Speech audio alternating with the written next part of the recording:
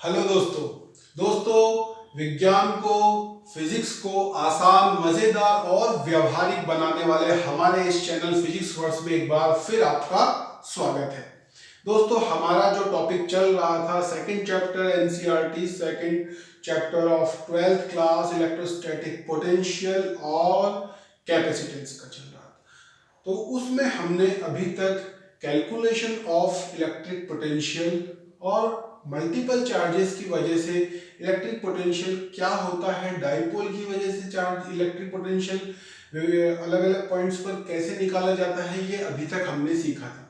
आज हम देखेंगे एक नया टॉपिक जिसमें कि अगर हमें पोटेंशियल का पता हो तो इलेक्ट्रिक फील्ड कैसे निकाला जाता है, और इलेक्ट्रिक फील्ड अगर पता हो तो हमें पोटेंशियल कैसे निकाला जा सकता है, ये हम देखेंगे। और इसकी जरूरत हमें इसलिए पड़ेगी क्योंकि फर्स्ट चैप्टर में हमने इलेक्ट्रिक फील्ड की कैलकुलेशन कर रखी है।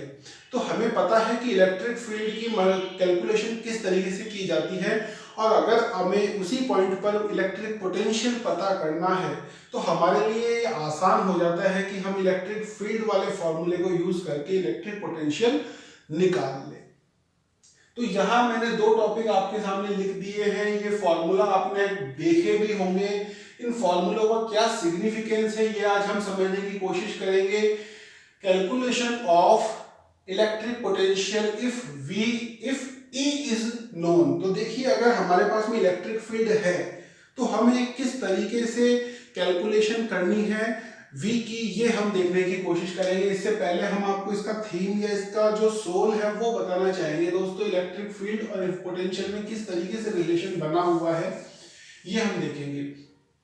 तो सबसे पहले लेट सपोज कि हमारे पास एक चार्ज है Q, ठीक है। इस चार्ज से r डिस्टेंस पर हम इलेक्ट्रिक फील्ड अगर हम जानना चाहते हैं कि P पॉइंट पर इलेक्ट्रिक फील्ड की वैल्यू क्या होगी, तो ये हमने निकाली हुई है KQ/r², ठीक है। इसका मतलब हम जानते हैं कि इस पॉइंट पर इलेक्ट्रिक फील्ड की वैल्यू क्या होगी, और हम कैलकुलेट करना चाहते हैं पोटेंशियल। दोस्तों, ध्यान रखो कि ये एक वेक्टर क्वांटिटी है और ये एक स्केलर क्वांटिटी है। तो अभी हम एक ऐसा रिलेशन बनाने जा रहे हैं जिसमें हमारे पास में वेक्टर क्वांटिटी नोन है और स्केलर क्वांटिटी हम फाइंड आउट करना चाह रहे हैं। तो ये ध्यान रखना कि जो भी हमारे पास में आउटपुट आएगा उसमें डायरेक्शन नहीं होगी, डायरेक्शन लेस होगा।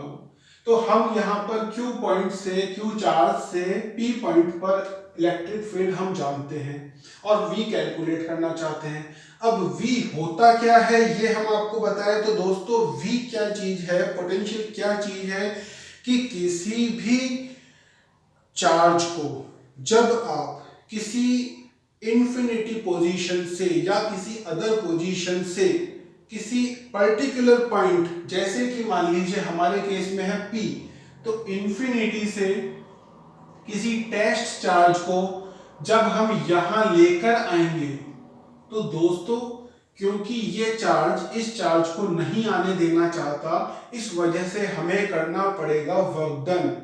और वही वर्क डन दोस्तों जब हम यहां पर इसे लेकर आएंगे तो इन फॉर्म ऑफ पोटेंशियल वो स्टोर हो जाएगा। अगर हम ब्रॉडली कहें तो in form of potential energy store होगा, बट पोटेंशियल एनर्जी पर यूनिट चार्ज को ही हमने कहा है पोटेंशियल, ठीक है। या आपने देखा भी होगा कि V जो है वो है आपका W external upon Q not, यानी इंफिनिटी से किसी चार्ज को किसी इलेक्ट्रिक फील्ड में किसी पॉइंट तक शिफ्ट करने के लिए जो एक्सटर्नल वर्क डन करना पड़ता है वही पर यूनिट चार्ज इलेक्ट्रिक पोटेंशियल कहलाता है। तो अभी हमें क्या करना है कि यहां से यहां तक वर्क डन कैलकुलेट करना है, जो कि हमने किया हुआ है, और अभी हमें उसको निकालना है पोटेंशियल को, ठीक है। तो हमने एक्सटर्नल के द्वारा जो वर्क डन है, तो W क्या हो जाएगा आपका, W एक्सटर्नल हो जाएगा आपका F एक्सटर्नल इंटू dr, ठीक है। अब अगर हम बात करें कि हमारे पास में V क्या है, तो V है आपका W external upon Q not.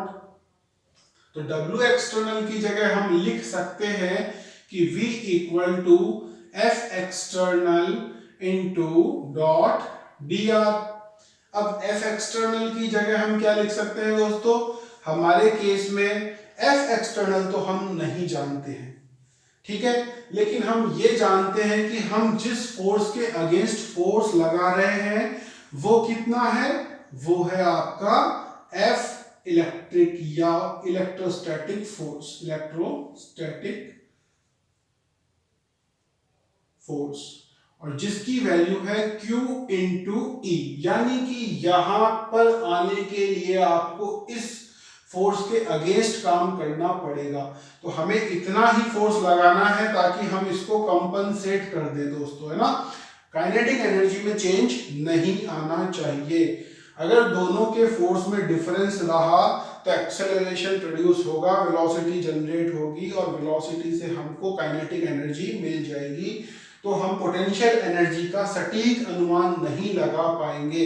इस वजह से जब भी पोटेंशियल एनर्जी की कैलकुलेशन होती है तो आप देखिएगा काइनेटिक एनर्जी को हम किसी ना किसी तरीके से जीरो करते हैं कि उसको वेलोसिटी नहीं मिलनी चाहिए, हमें बहुत धीरे से इसको खिसकाना है और फोर्स को इतना बराबर रखना है कि ये इसके बराबर हो जाए।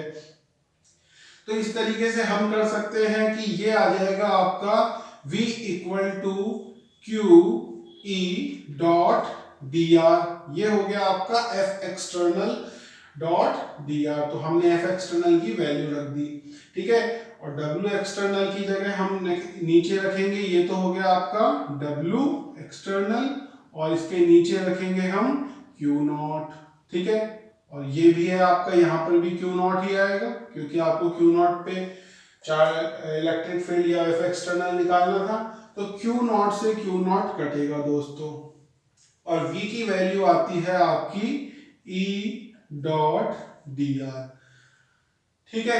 अब आपको देखने की बात यह है कि हमने इलेक्ट्रोस्टैटिक फोर्स और F एक्सटर्नल को बराबर किया है जो कि अपोजिट डायरेक्शन में है, क्योंकि F एक्सटर्नल जो है वो आपका इधर की तरफ है, जबकि QE जो है वो आपका पॉजिटिव चार्ज इसको तो दूर ही भगाएगा। तो हमने यहाँ पर एक नेगेटिव साइन लेना पड़ेगा, और ये नेगेटिव साइन यहाँ आकर हमको बनाता है D, ठीक है।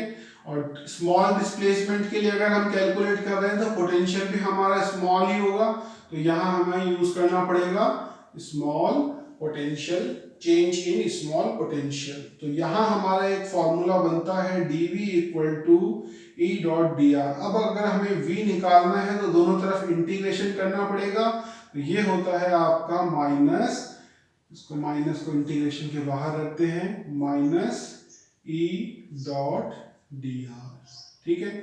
और यहाँ पर ये जो इंटीग्रेशन होगा ये कहाँ से कहाँ तक होगा, इंफिनिटी से r पोजीशन तक, क्योंकि यहां से यहां तक लाने का ही हमें कैलकुलेशन करना है। तो इस तरीके से ये जो इक्वेशन आती है वो इस तरीके से आती है। दूसरी तरफ अगर हम देखें कि calculation of E if V is known, ठीक है, तो यहां पर अगर हम देखें तो EX को अगर हम देखें, यहां पर E जो है वो हमको V पता है और E निकालना है दोस्तों। E को अगर हम देखें तो वो क्या होता है, आपका एक वेक्टर क्वांटिटी है, तो उसको हम लिख सकते हैं इस तरीके से,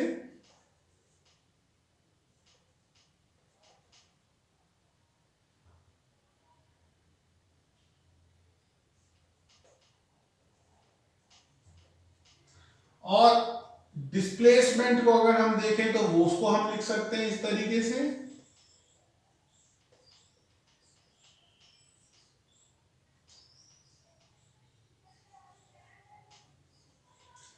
ठीक है। अब हमें V का पता है कि E डॉट डी आर है, तो हमें यहां पर इसको डिस्प्लेसमेंट को डिफरेंशिएशन करना पड़ेगा, तो ये बन जाएगा आपका dx dy और dz। ये हमने आपको दोस्तों क्या लगाया है, आई कैप, जे कैप और के कैप, जिसका मतलब होता है एक्स डायरेक्शन में यूनिट वेक्टर, वाई डायरेक्शन में यूनिट वेक्टर और जेड डायरेक्शन में यूनिट वेक्टर, जो कि इसको डायरेक्शन एलिमेंट देता है without changing in magnitude. Okay, तो अब हम निकालेंगे v equal to E dot D R minus में, तो यहां हमको मिलेगा आपको dv equal to minus E dot D R, तो ई की वैल्यू रखेंगे E X I cap plus E Y J cap plus E Z के कैप, और इस तरीके से x I cap plus Y J cap plus Z के cap. और डॉट प्रोडक्ट में आपको पता है x को x से, y को y से और z को z से गुणा किया जाता है, मल्टीप्लाई किया जाता है, क्योंकि बाकी सब एलिमेंट जो हैं वो 90 डिग्री पर होने की वजह से, मान लीजिए आप i को j से मल्टीप्लाई करेंगे तो दोनों के बीच में एंगल रहेगा 90 डिग्री, और cos 90 डॉट प्रोडक्ट है तो cos आएगा, और cos 90 जो है वो इसको जीरो कर देगा। इस वजह से जो डॉट प्रोडक्ट होते हैं इसमें ई एक्स मल्टीप्लाई होगा वाई वाई से और जेड जेड से मल्टीप्लाई होगा, तो इस तरीके से हमारे पास में डी बनेगा ई एक्स डी एक्स, ठीक है, इसमें डी कर लीजिए, ई वाई डी वाई और ई जेड डी जेड, इस तरीके से आपका बनेगा।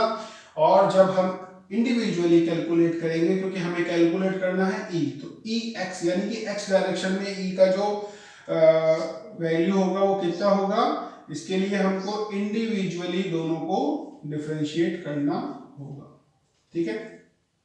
ई y minus del V upon del y, और E z is minus del V upon del z. इसका मतलब ये है दोस्तों, ये एक वेक्टर क्वांटिटी है, ई जो है वो एक वेक्टर क्वांटिटी है, इसका मतलब आपके पास में जो आंसर आएगा वो आपका एक वेक्टर क्वांटिटी होगा। और इसमें हमको पता चल रहा है एक्स डायरेक्शन में, वाई डायरेक्शन में और जेड डायरेक्शन में, तीनों डायरेक्शन में एलिमेंट आ चुके हैं, जबकि यहाँ हमारे पास में एलिमेंट जो है वो एक स्केलर क्वांटिटी आने वाली है। तो इस तरीके से हमें कैलकुलेशन करनी होती है। नेक्स्ट जो लेक्चर्स होंगे उसमें हम इसके न्यूमेरिकल कराएंगे, तो इससे आपको थोड़ा सा क्लियर होगा कि ये एक्चुअली में यूज कैसे किए जाते हैं। तो आज के लिए इतना ही रखते हैं हम। इसमें आपने सीखा है कि calculation of v when e is known, और यहां आपने सीखा है calculation of e if v is known, ठीक है दोस्तों। आपके लिए अगर आप देखना चाहते हैं 12th के लिए थोड़ा सा देखने लायक हो सकता है कि ये फॉर्मूला कैसे निकाला जाता है, अदरवाइज जो न्यूमेरिकल होंगे वो आपके इस फॉर्मूले से हो जाएंगे। तो न्यूमेरिकल जिनको जेई और जेई मेंस और केवल नीट के लिए प्रिपरेशन करनी है उनके लिए ये सफिशिएंट है formula. Okay, thank you very much for today, thank you.